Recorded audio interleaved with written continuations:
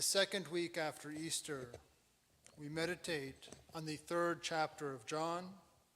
And in this third week of Easter, we meditate on the sixth chapter of John. The third chapter of John is a concentration of the whole gospel message.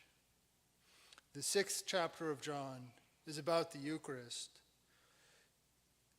It could be here, two reasons that I think it could be here is one, for the instruction of those newly baptized, being brought into the full sacramental life of the church, but also because the Eucharist is the bread of the resurrection. In the conversation between Jesus and the sister of Lazarus, Martha, Lazarus had just died, and Jesus meets the grieving sisters of his good friend. And consoling her, he says, "He will rise again." And she responds, "Yes, Lord, I believe he will rise again." And then to translate literally from the Greek, "I believe he will rise again in the rising at the last day." And then Jesus responds to her, "Not at the last day." Like the rising is not at the last day. I am the rising up. In Greek, anastasis, which literally means to stand up. I am the standing up, Jesus told her. I am the life. So Jesus is the life. He is the resurrection, already present. And we share in this resurrection by the Eucharist. The Eucharist is the resurrected Christ, present body, blood, soul, and divinity, who feeds us. Everything in this world is characterized by death. In quantum physics, the very thing that makes matter take up space is the same thing that makes it fall apart. Materiality means death in and of itself. Everything dies. The universe, the earth. The earth will at the end be a scorched rock, either consumed by the sun or slingshotted into the nothingness. Space itself will inevitably, according to the law of physics, either grind, the universe itself will grind to a halt like a car out of gas, or we're not quite sure yet.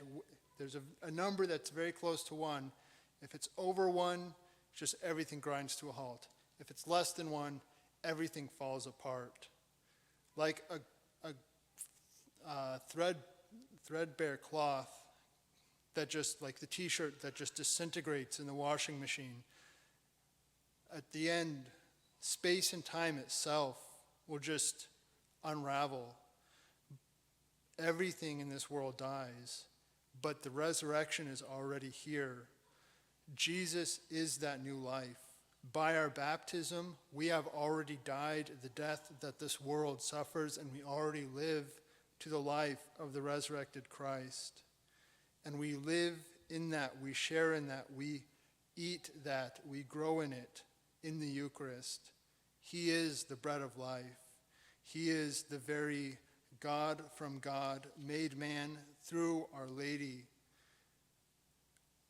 Let us then have this in our mind as we approach the Eucharist. Right before we receive, there's the prayer, "Behold the Lamb of God, behold him who takes away the sins of the world. Blessed are those called to the supper of the Lamb." That's a reference to the 19th chapter of Revelation. You can't understand without the book of Revelations, you can't understand the Mass, because it's all about the mystical. The whole context of the book of Revelation is within the Mass. So that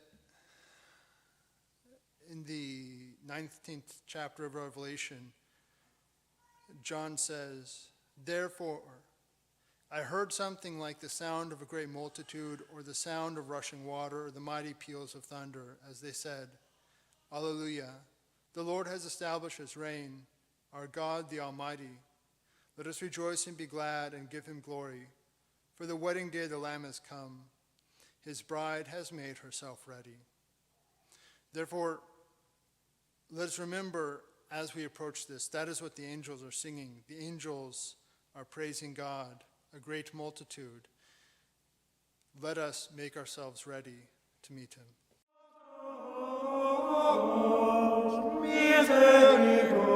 Misericordes oculos, a nos converte, et Jesum benedictum fructum ventris tui,